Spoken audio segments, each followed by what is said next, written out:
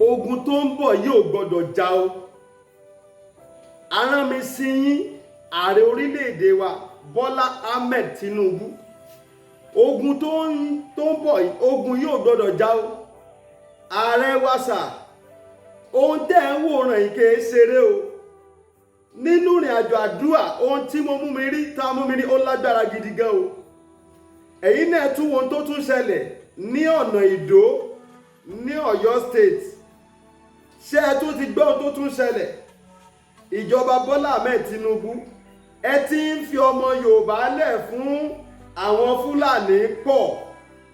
Ohun tẹ̀dẹ̀ ń wò yìí, ṣé ká sọ wípé ẹnu yín ni ò ká wọn ni? Ṣé ká sọ wípé agbára ni ò tó ni? Àbí ṣé ká sọ wípé ẹ fẹ́ mọ̀ọ́mọ̀ fi gbogbo ẹ̀mí ọmọ ilẹ̀ Yorùbá ẹ fẹ́ fi ilẹ̀ fún àwọn Fúlàní kẹ́ ẹ tó dìde? Ìbá dára kẹ́ ẹ tètè gbégbésẹ̀. Ẹ má wá gbàgbé o, ẹni tó jọba tí ìlú tòrò orúkọ rẹ̀ ò ní parẹ́. Ẹni tó sì jọba náà tí ìlú bàjẹ́ tí wọ́n pa gbogbo àwọn ènìyàn, orúkọ rẹ̀ náà ò ní parẹ́ o. Mo ń fi eléyìí mo fi ń rọ ààrẹ orílẹ̀-èdè wa Nàìjíríà, ẹ tètè wá nǹkan ṣe sí o. Ikú àwọn ọmọ Yorùbá ti ń pọ̀ látọwọ́ àwọn Fúlàní. Nígbà tí mo wo fọ́nrán yẹn, ó bà mí lẹ́rù gidi gan.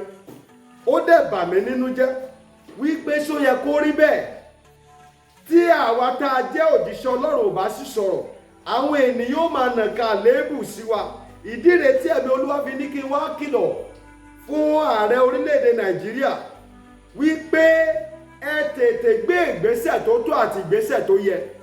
Ìdí rèé tí gbogbo àwọn ọmọ Yorùbá náà fi ń sọ wípé ẹ yọ̀ǹda ilẹ̀ Yorùbá. Àbí ṣé dandan lèèyàn fi ń ṣe márèjì tí ó wọ̀ mọ́ ni? Márèjì yóò wọ̀ mọ́. Ẹ̀yin tẹ́ ẹ jẹ́ alárinà àti ẹ̀yin tẹ́ ẹ jẹ́ baálé, ẹ rí ìgbéyàwó yìí tó mọ́. Ẹ jẹ́ kó olúkálùkù lọ sáàyè ara rẹ̀. Ẹ jẹ́ kó olúkálùkù lọ sáàyè ara rẹ̀. Àbí kí ni túmọ̀ kéèyàn sùn kó má rọrùn sùn nulẹ̀?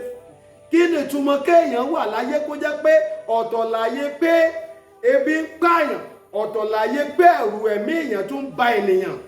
Kí ló dé ilé tí ń pọ̀ jù? Ẹ̀yin náà wò, à ń kígbe wípé kò sóúnjẹ nílùú. Àwọn àgbẹ̀ tó tún fẹ́ lọ bá wa dá oko kó oúnjẹ tún lè pọ̀ nílùú, ẹ tún ti jẹ́ kí Fúlàní pa wọ́n tán. Kí ló dé? Kí ló dé tẹ́ ń ṣe gbogbo eléyìí? Ààrẹ Bola Ahmed Tinubu, ẹ̀yin náà ẹ̀ ń jáde lọ sí òkè òkun. Ẹ̀ ń lọ sí òkè òkun, ẹ̀ ń rí bí wọ́n ṣe ń ṣe lọ́hùn. Ẹ̀ rí bí wọ́n ṣe ń tò ìjọba wọn lọ́hùn. Kí wá ló dé tó fi jẹ́ wípé ti orílẹ̀-èdè Nàìjíríà òun lẹ̀ ń ṣe bó ṣe wù yín? A sì ti ń kígbe pé ààfin orílẹ̀-èdè Nàìjíríà yìí náà mọ̀ ń dà tẹ́ ẹ̀ bá ti lè bá wa wá ẹ̀tọ́ àti tó tọ́ láti ṣe. Àti láàfẹ́ mọ́. Tẹ́ ẹ bá lè bá wa rí ṣe, ẹ bá wa rí ṣe. Tí ò bá sì ṣe é ṣe, ẹ jẹ́ kó olúkálùkù lọ lọ́tọ̀ọ̀tọ̀. Ẹ já pín gàrí wa. Olúkálùkù lè mọ̀ ìyá rẹ̀. Ìlú á lè rójú, ìlú á lè tòrò.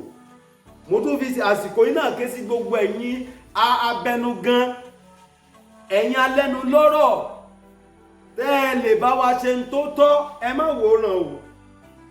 Èyí tẹ́ wòran yìí ti tó gẹ́ o. Àpò ara yín la ṣàkíyèsí pẹ̀ ń dù o. Owó tẹ́ máa jẹ lẹ̀ ń dù o. Ẹ̀mí ló sì ń bọ́ lójoojúmọ́. Ẹ̀yin náà gbọ́rọ̀ yín.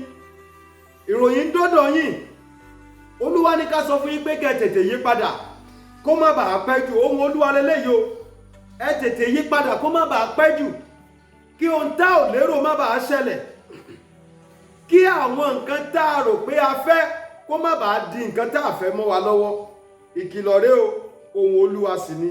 Mo gbàdúrà lórúkọ Jésù yóò máa ju yín ṣe o. Bẹ́ẹ̀ bá ti ń dáwọ́lé, Ọlọ́run á jẹ́ ó ràn yín lọ́rùn o.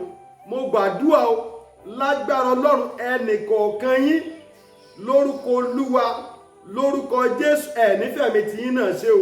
Nítorí náà ẹ jọ̀ọ́, ẹ̀mí àwọn ọmọ Yorùbá ti ń bọ́ pọ̀, yóò dẹ̀ dára fún yín. mo á sọ fún gbogbo ìwọ náà tó nílò àdúrà lórí ohunkóhun tó fẹ́ k'Olúwa dá sí ọ̀rọ̀ rẹ, k'Olúwa sì yanjú gbogbo tó dàbí ogun níwájú ẹ. Ẹ jẹ́ a jọ wọ ojú Olúwa, ẹ jẹ́ a jọ gbàdúrà, ẹ jẹ́ a jọ ké pé kí làṣírí ogun yẹn gangan, níbo logun yẹn ti wá, àti pé kí ni ọ̀nà àbáyọ sí ogun tẹ́ ń là kọjá.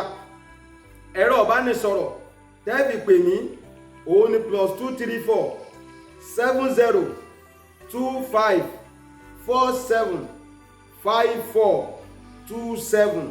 Ẹ gbọ́ lẹ́ẹ̀kan sí +234 70 25 47 5427. Àwọn tó wà ní orílẹ̀-èdè Nàìjíríà 070 25 47 5427. Ẹ ti máa rí lórí screen.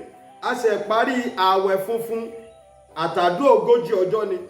Ọ̀pọ̀lọpọ̀ àwọn iṣẹ́ ìyanu l'Olúwa sì ti ṣe nínú ìrìn àjò àwọn èèyàn tá a jọ gbàdúrà. Tẹ́ ẹ bá dàdé, mo ní àkànṣe ọ́ìlì kan wà tá a ka sáàmù ogójì sí pẹ̀lú àdúrà. Ọ̀pọ̀lọpọ̀ àwọn tí wọ́n bùkún fún náà ti gba tiwọn. Wọ́n náà ó sì kú bíi mẹ́rin kan nílẹ̀ tí wọ́n náà bá sì nífẹ̀ẹ́ sí. Oore ọ̀fẹ́ wà, o lè kàn sí mi lórí nọ́mbà yẹn bákan náà 070 25 47 54 27. Lórúkọ Jésù yóò dára fún wa. Á ra àánú gbà. Ẹ ṣé púpọ̀.